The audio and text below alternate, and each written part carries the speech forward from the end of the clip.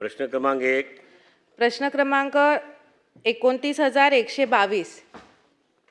अध्यक्ष महोदय, छापल्याप्रमाणे अध्यक्ष महोदय, वसई विरार महानगरपालिकेची स्थापना होऊन 16 वर्ष झालेली आहेत आणि या महानगरपालिकेची लोकसंख्या जवळपास 24 लाख अशी आहे आणि यामध्ये मनपाचे अजूनही एक स्वतःचे रुग्णालय सुसज्ज असं नाही आहे अध्यक्ष महोदय. त्यासाठी आत्ताच निधी शासनाने मंजूर केलेला आहे आणि भारतीय सार्वजनिक आरोग्य मानांकनानुसार महानगरपालिका क्षेत्रात 50,000 लोकसंख्येला एक नागरी प्राथमिक आरोग्य केंद्र आवश्यक असतं अध्यक्ष महोदय.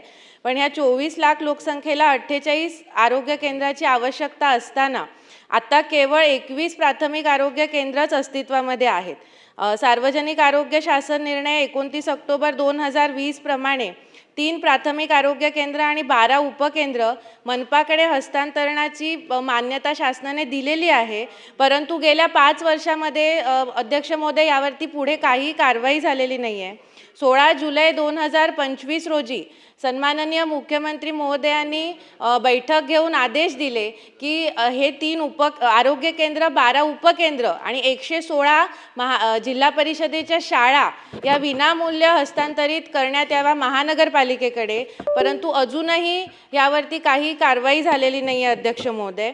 अध्यक्ष महोदय, माझा या अनुषंगाने 2 स्पेसिफिक प्रश्न आहेत की आरे रुग्णालयाची 11 जून 2025 रोजी एक GR निघाला होता की जसे आहे तसे त्या परिस्थितीमध्ये रुग्णालयाचं हस्तांतरण करण्यात यावं. त्या पद्धतीने ह्या 3 आरोग्य केंद्र, 12 उपकेंद्र आणि 116 जिल्हा परिषदेच्या शाळा यांचं विनामूल्य हस्तांतरण शासन कधीपर्यंत करणार आणि हा GR आता आरोग्य विभाग काढणार का ग्रामविकास विभाग काढणार, कोणत्याही विभागाने काढावा, पण तो कधीपर्यंत काढणार आणि लवकरात लवकर ह्या शाळा आणि आरोग्य केंद्र महानगरपालिकेकडे कधीपर्यंत हस्तांतरित करणार अध्यक्ष महोदय? धन्यवाद. अध्यक्ष महोदय, सन्मान्य सदस्य स्नेहाताई दुबे यांनी वसई विरार शहर महानगरपालिकेच्या कार्यक्षेत्रातल्या प्राथमिक आरोग्य केंद्र, उपकेंद्र महानगरपालिकेकडे हस्तांतरित करण्याबद्दलचा प्रश्न उपस्थित केला. खरं तर त्या सगळ्या आरोग्याच्या सेवा अधिक चांगल्या पद्धतीच्या व्हाव्यात आणि त्या आरोग्याच्याच नाही तर प्राथमिक शिक्षणाचे आणि प्राथमिक आरोग्य केंद्र म्हणजे आरोग्य आणि शिक्षण या दोन्ही विषयांचा जो का हस्तांतरित करण्याबद्दलची एक बैठक राज्याच्या मुख्यमंत्र्यांच्याकडे 16/7/2025 झालेली आहे.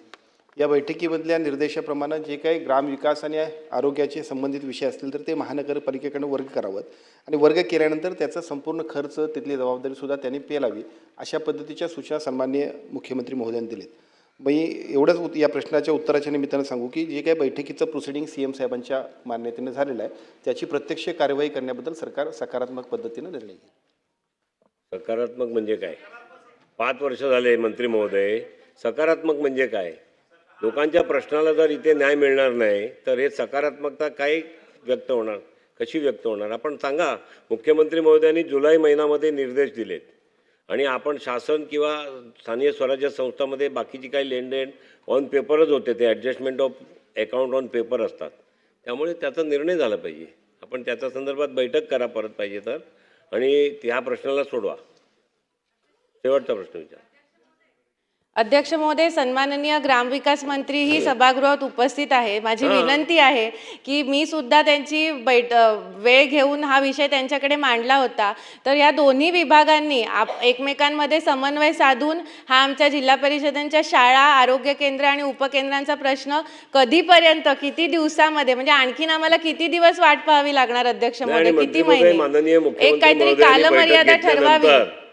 माननीय मुख्यमंत्री महोदयांनी बैठक घेतल्यानंतर याचा मार्ग निघाला पाहिजे. हा प्रश्नच यायला नाही पाहिजे इथे. कालमर्यादा ठरवून द्यावी अध्यक्ष महोदय आणि पुढील किती दिवसामध्ये हा विषय मंत्रिमंडळाच्या बैठकीमध्ये घेतला जाईल अध्यक्ष महोदय, याचं एक ठोस उत्तर अध्यक्ष महोदय मिळावं आम्हाला. प्रश्न सुटतोय. अध्यक्ष महोदय, सन्मान्य सदस्यांनी जो प्रश्न विचारला आहे त्या प्रश्नाच्या अनुषंगानं 16/7/2025 याच्याबद्दलचा मुख्यमंत्र्यांच्या दालनामध्ये त्यांच्या अध्यक्षतेखाली बैठक झाली आणि या बैठकीमध्ये स्पष्ट निर्देश दिलेत. मी प्रश्नाच्या अनुषंगाने इतकंच सांगतो की नगरविकास विभाग आणि ग्रामविकास विभाग या दोन्ही विषयाशी हा संबंधित विषय असल्यामुळं याची एक बैठक या तिन्ही विभागांची आम्ही घेऊ आणि जो निर्णय मुख्यमंत्र्यांनी दिला त्याची प्रत्यक्ष अंमलबजावणी आम्ही करू. किती 1 महिन्याच्या आत का? 1 महिन्याच्या आत आपण करू. चला